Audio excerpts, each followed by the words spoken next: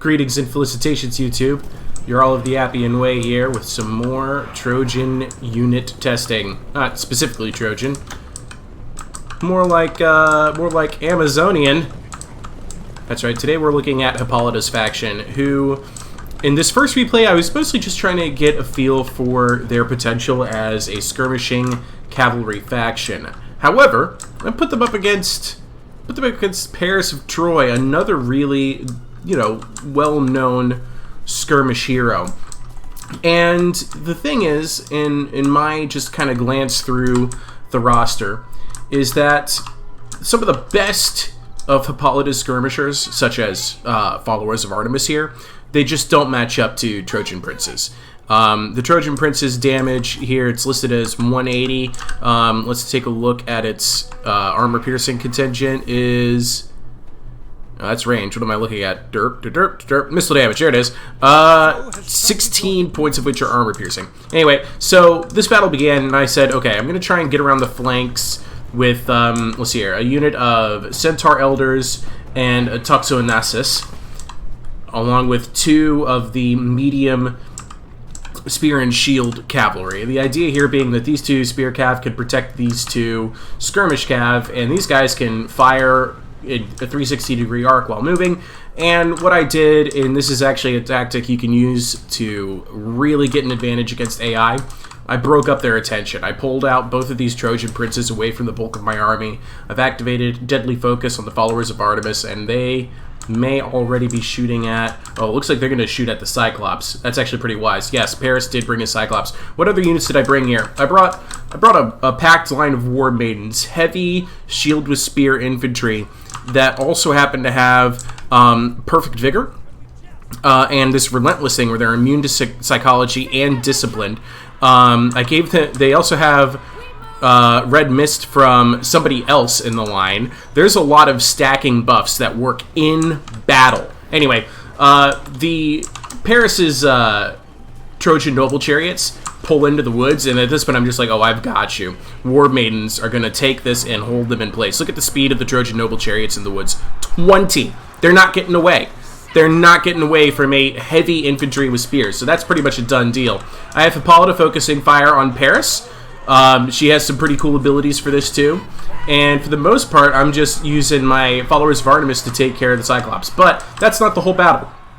Out here, you can see I've definitely taken damage, but these guys also have some interesting encouragement and support abilities. So I'm just trying to keep them a couple steps ahead of the Giant Bowmen, a couple steps ahead of the Trojan Princes, skirmishing, getting in there, dealing some damage.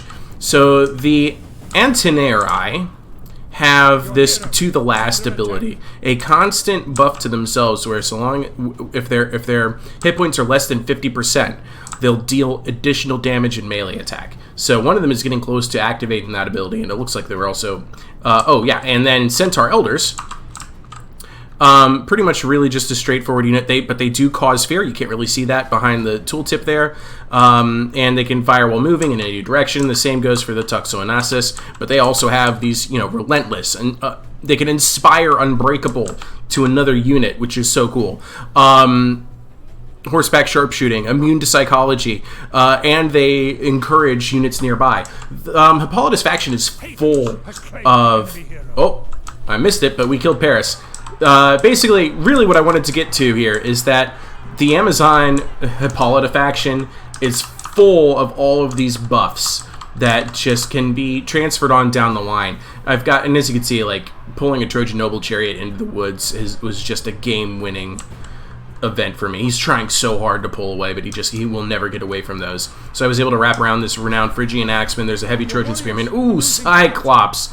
A beautiful boulder. What was I talking about? Into the flank of an engaged enemy. It just dealt horrific damage and morale damage at the same time. But as you can see, they're kind of routing all down the line. I've wrapped around now. I've got the Aristobacoy over here. They also have buffs they provide to everybody around them, on top of Hippolyta's normal buffs. Oh, jeebus. That Cyclops boulder, let me tell you. So I'm also mostly kind of focused on what's going on down out here. The Odysseus got routed, but only temporarily, and I was able to get the Trojan, one of these Trojan princes isolated, so I just went all in, charged it. Even though it's in the mud, I don't really want to be in here. You're going to see a lot of maneuvers where I kind of skirt along and stay on these grassy patches in between all of the mud piles. So I get the Toxonassus back. They'll come back and they'll be able to provide their buffs to everybody else. Okay, so this... I don't remember this happening, actually.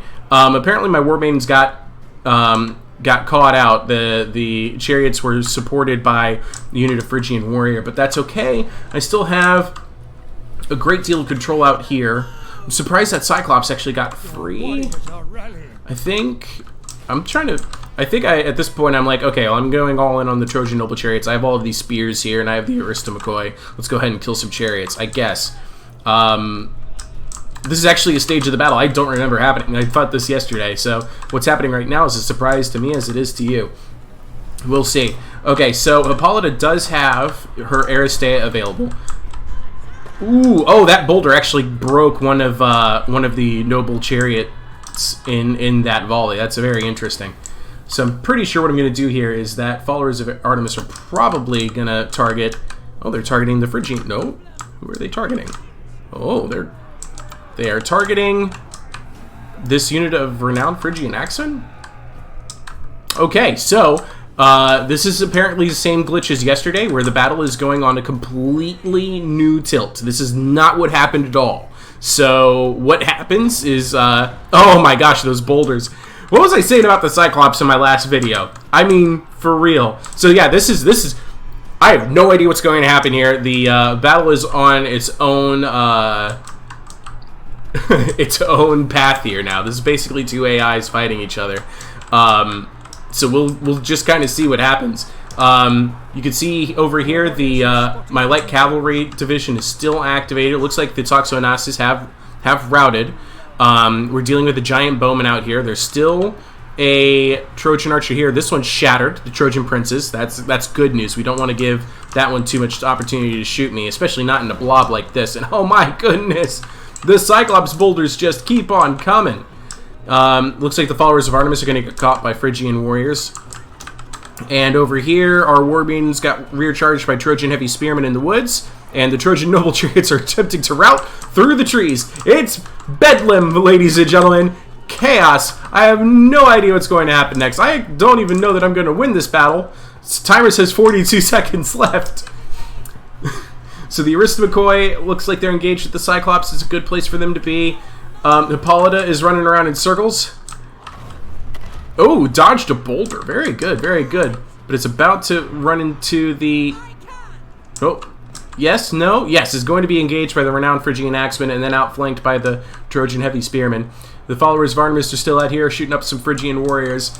So spread out like this, there's a lot less that the Amazon faction of Hippolyta can do. Their units really do. Okay, apparently it was a valiant defeat. Okay, I fought this battle yesterday. I don't think there's been a patch since then, so whatever. But I mostly just wanted to show you how their abilities all kind of stack off of each other, and they can combine on each other, and you can partner things like a Toxonassus with an Antianire to support a Centaur Elder, and the four of them can move together with great versatility.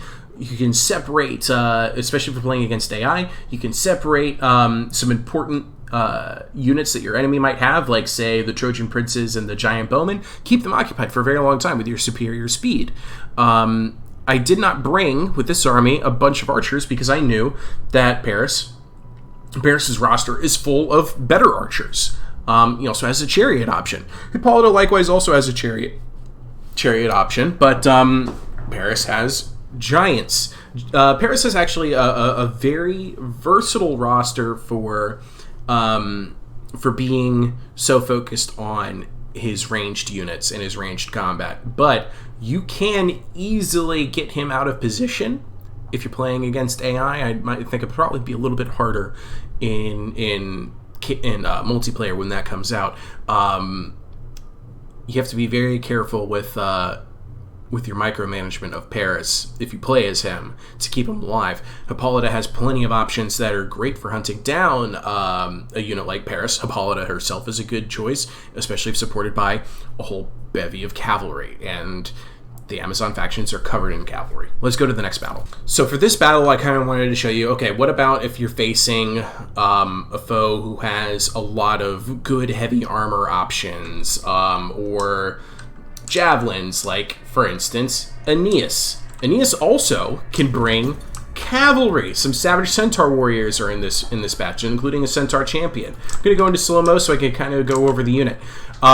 This is a challenge for Hippolyta, because you don't want to bring as many cavalry skirmishers, because the enemy has cavalry himself that will beat your skirmishers in hand-to-hand combat. Probably. I haven't specifically tested that out, but I would imagine that savage centaur warriors, especially if supported by, say, Dardanian spearmen or a two-handed spear charger, which is in Aeneas' roster, they would do really well to stop an Amazonian cavalry skirmish attack. So I took for Aeneas' army, I took 2 of the Fearless Swordsmen, the max that you can take. I took the 1 Centaur Champion, again, the max you could take. This unit does cause fear. 2 units of Savage Centaur Warriors, and then 2 of the renowned Dardanian Sworn Fighters, one of the best two-handed charger anti-infantry units in the game by my opinion. And 4, or is it just the 2? It looks like just the 2 Dardanian spearmen. Aeneas himself is going to be on foot. I'm sorry, it is 4 Dardanian spearmen. And this is significant. I brought 5 light skirmishers. 5 light skirmishers. This unit only costs like 320, and it has armor-piercing missile damage, right? Their range is only 100, but these guys, especially if they're supporting Fearless Swordsmen who have javelins of their own, or renowned Dardanian Sworn Fighters, or spearmen, they can do a lot of damage on the line. But what Aeneas doesn't have is good ranged units. So this time I decided to bring Hippolyta's other main feature, which is Chosen, followers of Artemis. Hippolyta's chosen. And also, kind of, while I'm thinking about it over here, I'm kind of testing, I wanted to see how bad the tall grass would slow down the chariots, and this actually just flat out looks cool. The tall grass only reduces chariot speed by 3, so that's why I pulled them all the way up here. Also because there's a chance I might be able to get some cheap shots from Hippolyta into the Savage Centaur Warrior. And that's exactly what I go for. Hippolyta's arrows, as well as Paris's and the skirmish heroes, they'll puncture right through the sharpshooter ability. They'll ignore missile block chance from shields, which is good to know if you're ever facing Hector's chosen. Anyway, Hippolyta's chosen, and the followers of Artemis. These are great archery units, but they're not so great as to beat Paris's archery units. So I just didn't bring them in that match against Paris. Going against Aeneas, though, I knew that the best ranged unit he's going to bring is light skirmishers or slingers. So I'm going to go ahead and I'm going to use my skirmishing advantage. I'm going to target out these light skirmishers and watch them just melt. Just watch them melt. He is going to get some javelins off into some of my black spears, which I have 2 of on each flank of a line of Oathsworn. They take that charge from the Savage Centaur Warriors and this. There's the Centaur Champions. They take that charge pretty well. I go ahead and I have my black spears target the Centaur Champions. And I'm keeping I was keeping my chariots in reserve. I'm getting ready to activate them now. I had my black spears, which are a 2-handed spear charging unit. I kind of had them collapse on the flank. I want to see if I can't eliminate the Savage Centaur Warriors and this Centaur Champion quickly. I've already routed I've routed 1 light skirmisher, and I've routed a second now. I'm just pretty much picking them off one by one. This one's going to route next. All of that before the Fearless Swords can even get into combat, and the Savage Centaur Warriors are also routing. Huge damage from those javelin volleys off of the Fearless Swordsmen. But I was kind of waiting for the Fearless Swords to get activated. Oh, look at this. My chariots got into the renowned Dardanian Sworn Fighters and Dardanian Spearmen out here on the flank.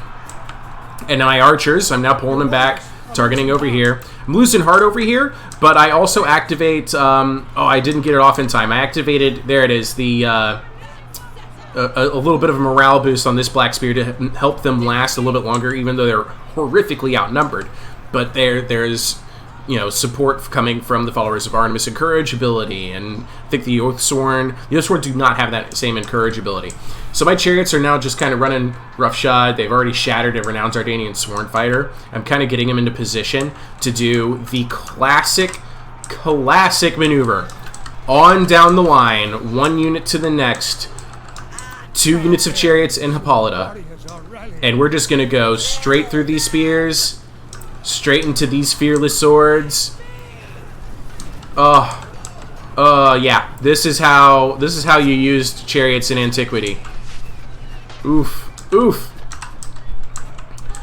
And we're gonna pull on out of there and go into the next unit down the line, and then the next unit.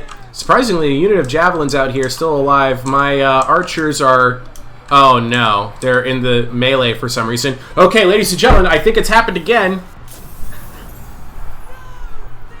I don't think I ever would have put my archers into the mainline engagement, but here we are. Replays apparently broken.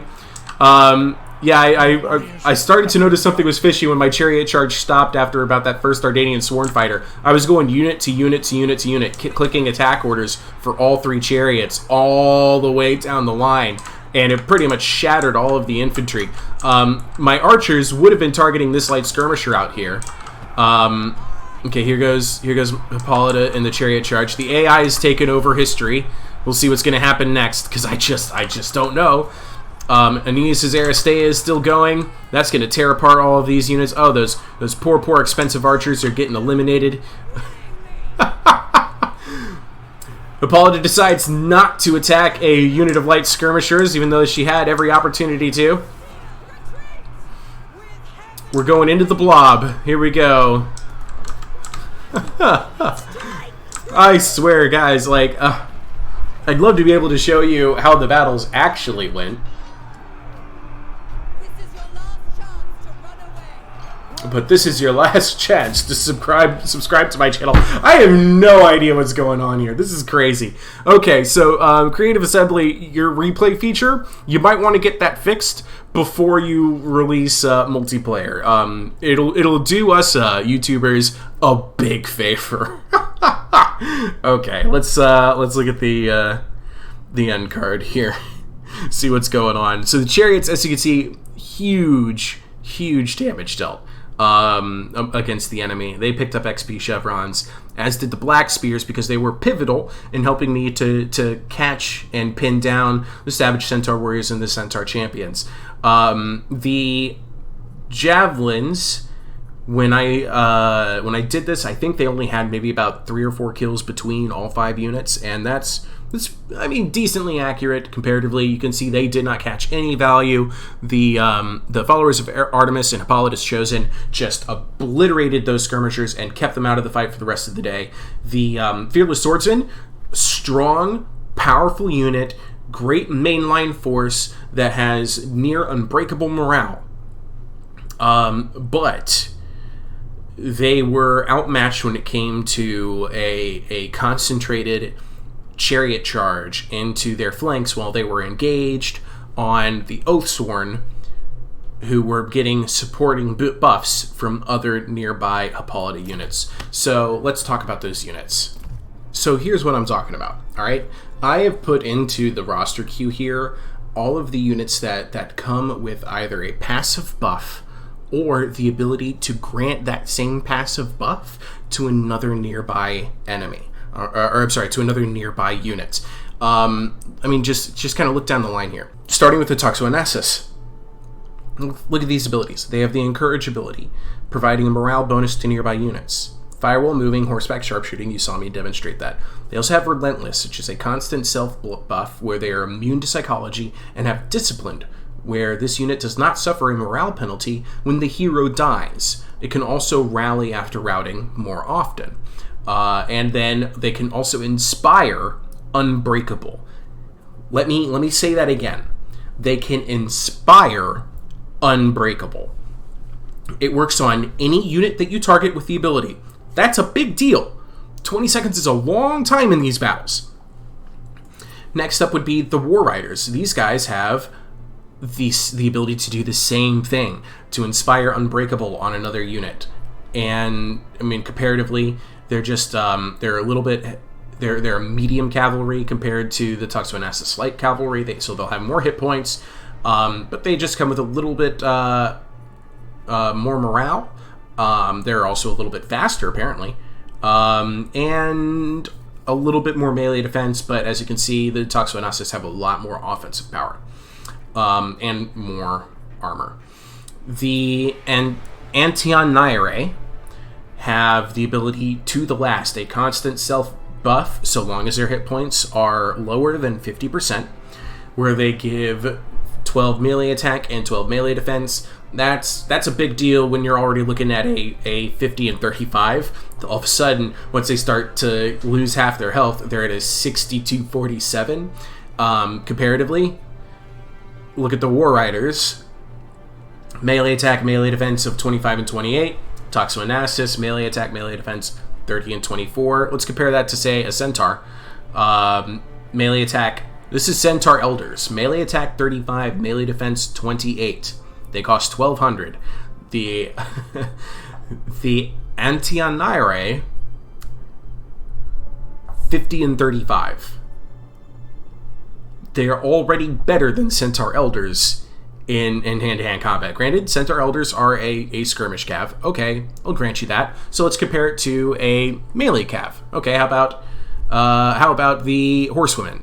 Granted, they're more expensive than Horsewomen, but that's okay. Horsewomen come with the 5 less melee attack and 3 less melee defense. Okay, let's compare it against, say, let's try it against Centaur Champions. Let's compare those two sets. So here's Centaur Champions. Here's the Antianaire.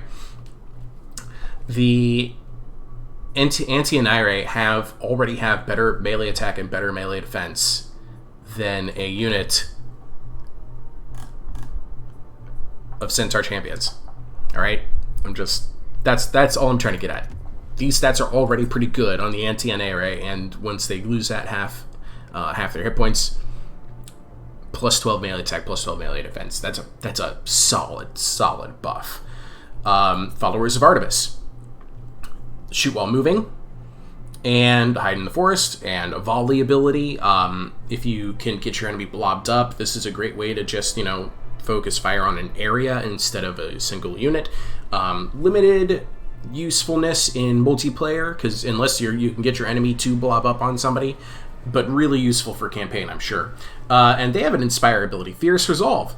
For a minute, they target an ally within 200 meters, and that ally, if their hit points are less than 50%, will get plus 8 weapon damage, plus 12 melee attack, plus 8 charge bonus, and immune to psychology.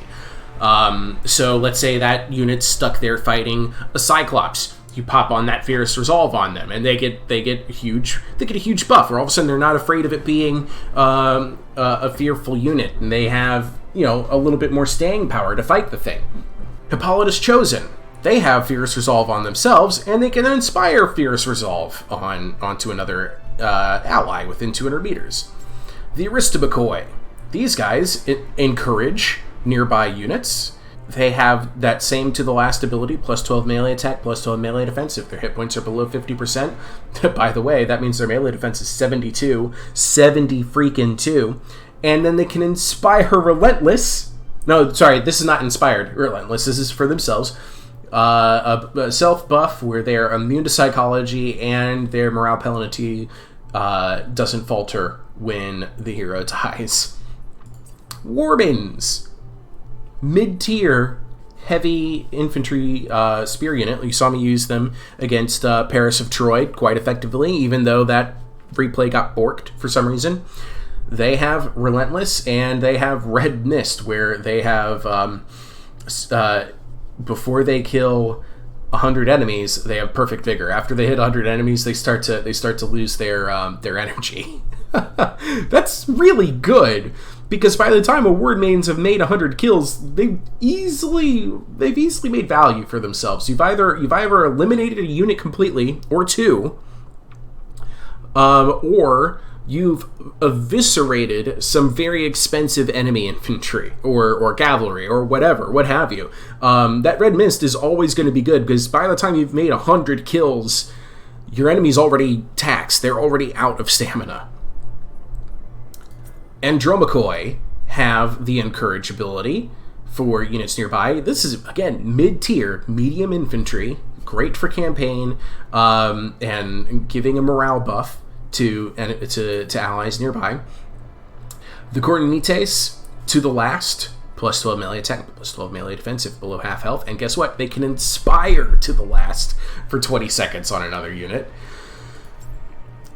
I mean, if you can imagine comboing something like to the last with Fierce Resolve. If you can imagine comboing to the last with Fierce Resolve, all of a sudden you're plus 24 melee attack, plus 20, plus 8 weapon damage, plus 12 melee defense, plus 8 charge bonus, immune to psychology. You get both of those activated at the same time on say, the Amazon Champions, the two-handed spear chariot I was using. That melee attack, that charge bonus, that damage, that's just... It's nuts, folks. Where was I? Oathsworn, to the last. Black Spears, Fierce Resolve, and Spread and Charge. This is an ability they can activate where they get plus 30 charge bonus at the cost of 15 melee defense. This makes them really good, say, rear charging an engaged axe line, or I used it against the Centaurs in that one battle, and easily took them out. And these are units that only cost 700. The other unit to talk about here, Amazon Chargers, also with Spread and Charge. Now we get to, these are like the bottom tier infantry. We're now at like the sub 700 cost level with the Amazon Chargers. I want to talk about the Amazon Swordswomen and the Initiates. They have an ability called Wary, a constant debuff, where if there are routing enemies nearby, they lose 12 melee attack and 10 morale. I don't like that one bit, especially not for their cost. Let's look at another famous cheap infantry unit. The Dardanian Mob. They have expendable, they're crap all around, they're 200, they're a lightweight class, shielded, expendable. Expendable is a positive trait.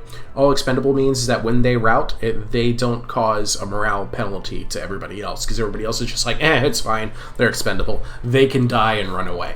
So let's compare their stats real quick with, say, the Initiates. The Dardanian Mob have way more hit points, but the Initiates have just, better stats all around, especially in that melee attack.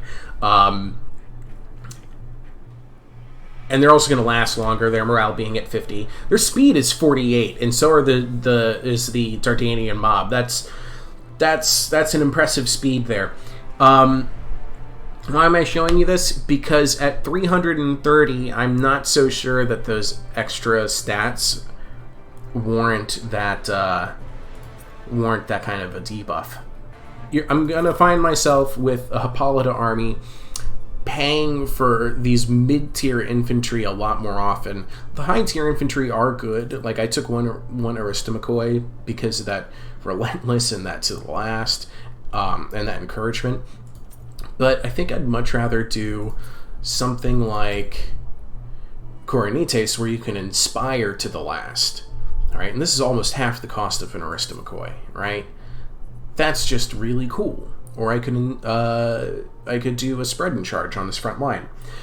Or I could back it up with some solid followers of Artemis supported by other bow women like Amazon Archers or Hippolyta's Chosen like I did against Aeneas. And you can see here there's definite value in these units. The ability to inspire Fierce Resolve, the ability to inspire Relentless, or... where was the other one? It was, Inspire to the Last. Those two in particular, I think that's great. Let's talk about Hippolyta's abilities real quick before I forget. Deadly Focus. She can give a unit nearby plus 10 accuracy and plus 15 morale. She has an ability called Apollo's Aim, where she shoots this really cool arrow. It's a powerful shot. Takes a while to charge it, and then it fires. You just gotta hope it hits. Ares' Thunder is a debuff where she provides minus 30 melee defense and minus 20% armor. That's really, really good, especially if you're up against some, say, like Hector or Aeneas. You can obliterate their armor real quick, just with a good old 45-second shout. Flights of Artemis is good for any skirmisher hero to have. You'll have the ability to increase your speed and your missile damage. Truce I don't like. I don't think that having your melee attack is worth the 30% melee defense too often. And then the Sharpshooter ability is really, really nice. Remember Sharpshooter. It doesn't matter one flying fig if you've got 55% missile block chance. Those missiles are gonna hit. It doesn't matter one second if you've got 85% missile block chance. Just don't matter. Okay, I've been rambling on long enough. My throat's dry. I'm tired of listening to my own voice. Please, give me a comment. Let me know what your thoughts on all of this. Have you been playing Penthesilea? Have you been playing Hippolyta? Is your read of the faction similar to mine? Just let me know. I'm really interested to see how all of these buff stacking can come into play in multiplayer when it becomes available. And CA, please fix your replay system. Thanks. Okay. Bye-bye.